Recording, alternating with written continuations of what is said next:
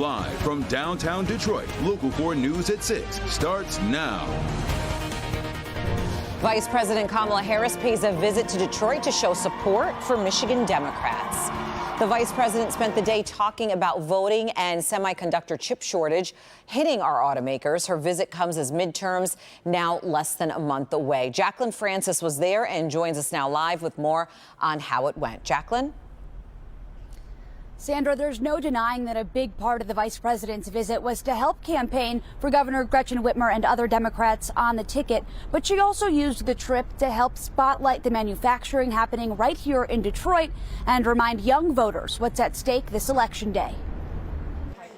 Vice President Kamala Harris kicked off her visit with a tour.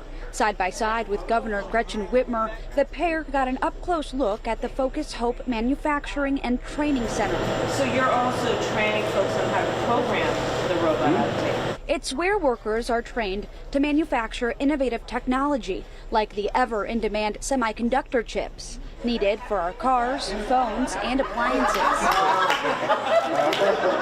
Michigan has always been a model for our country of what we do when we recognize the value and importance of workers. Harris touting Whitmer's leadership ahead of the election. When I think about it in the context of the work that we have done through the Bipartisan Infrastructure Act, the work that we are doing because of the CHIPS and Science Act, and as the governor mentioned, also the Inflation Reduction Act, this work, which will culminate in over $10 billion coming to the state of Michigan, will only be real. It will only hit the streets and directly uplift and impact the people when we have partners like Governor Whitmer, who are so committed to the people of Michigan and to seeing it through. Next, the vice president headed to Southfield for a voting event. Her audience, a group of young voters, eager to be heard. I think this is going to be the catalyst for the revolution of getting young people involved in the upcoming elections. Harris urging them to get out and vote. If anybody is invested in the future of our nation, it is you. If anyone is entitled to speak to what that future should look like, it is you. And the Michigan Republican Party released a statement in response to the vice president's visit.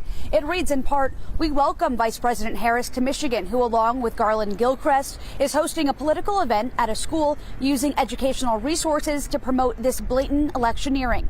We're looking forward to defeating Democrats up and down the ballot, especially Gretchen Whitmer and Garland Gilchrist, and replacing them with pro-business and pro-family Republicans this November." We have their full statement on our website, clickondetroit.com. Reporting live in Detroit, Jacqueline Francis, Local 4. All right. Thank you, Jacqueline. Now to a story we first brought you on clickondetroit.com this morning. Former President Barack Obama will campaign for Michigan Democrats later this month as part of a limited nationwide tour. According to a news release from the Whitmer campaign, Mr. Obama will be in Metro Detroit on October 29th to campaign for the governor, lieutenant governor, and the rest of the Michigan Democratic ticket. Mr. Obama's visit comes as the race for governor is tightening, but we know that our political analyst says that Mr. Obama's visit is a sign Democrats don't want to repeat what happened in 2016 and 2020. I think this is a really shrewd political move. What it's saying is that the Democrats are not going to make the same mistakes they made in Michigan in 2016, when they took for granted turnout of particularly the African American vote. And we know details of the time and the location of Mr. Obama's visit have not yet been released.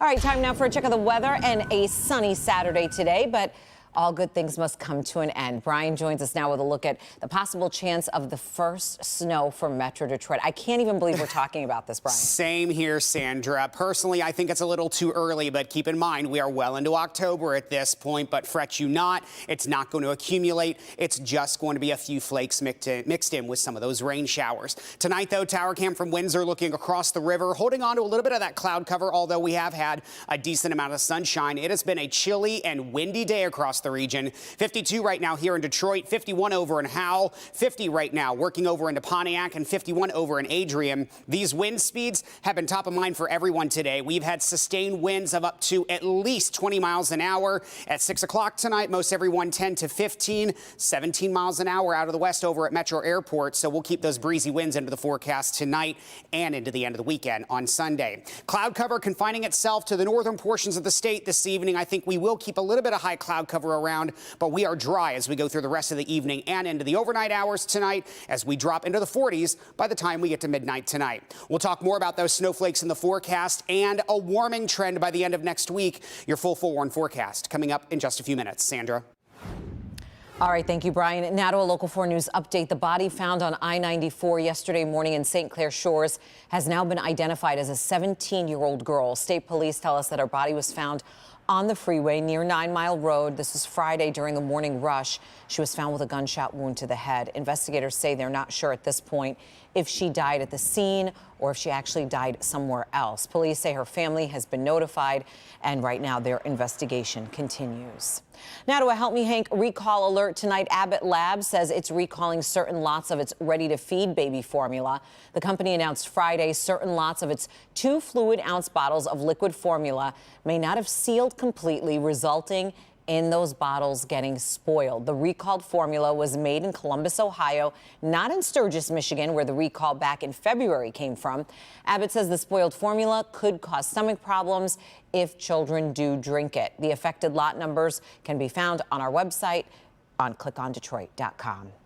Detroit Will Breathe has agreed to a settlement now with the city of Detroit after being locked in a federal court battle for 2 years over police action during the George Floyd protests. The group agreed to a settlement of more than $1 million. It was agreed upon late this week. The federal lawsuit was filed in August 2020 over alleged police excessive force and violation of First Amendment rights. According to the suit, one of the plaintiffs alleged Detroit police use of force led to people being hospitalized and mass arrests without probable cause. Detroit Will Breathe says the settlement is a victory, but it's not justice.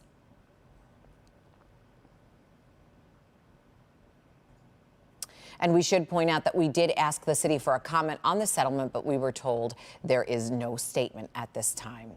After being shut down for more than a month, Lafayette Coney Island back open for business today. The restaurant reopened its doors right around 11 this morning. Health officials say that they had found evidence of rodent droppings in the restaurant last month. The owner says they've already taken care of the rat problem. They had 2 cleaning companies come in.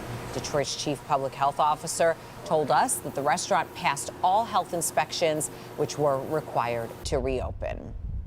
The Detroit Free Press Marathon returns this weekend, and this year's road closures and course are a little bit different than in years past. Runners are going to be shifting deeper into Midtown, away from Belle Isle, which makes for closer parking to downtown. The Ambassador Bridge will be closed this year from 6 in the morning until right around 9:15. The Detroit Windsor Tunnel will also be closed to all cars from 6:15 until 10 in the morning.